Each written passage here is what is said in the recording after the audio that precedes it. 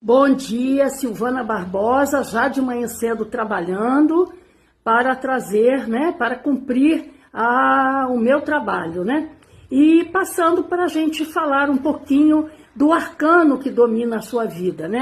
Então, é muito importante a gente descobrir nesse momento qual é o arcano que está dominando a nossa vida, porque é por intermédio dele que as coisas acontecem, Então, às vezes, a gente está com uma vida muito boa, as coisas estão muito bem, E de repente a gente sente que tudo mudou. É exatamente essa mudança que ocorre. E nós, para que a gente possa dominá-lo, precisamos saber quem está por trás de nós, para que a gente possa conter esse arcano. Então, existem arcanos que são muito bons, auspiciosos, existem arcanos que são medianos e uns que são os mais pestes, Então, a gente precisa saber. E esses arcanos, eles vêm por intermédio do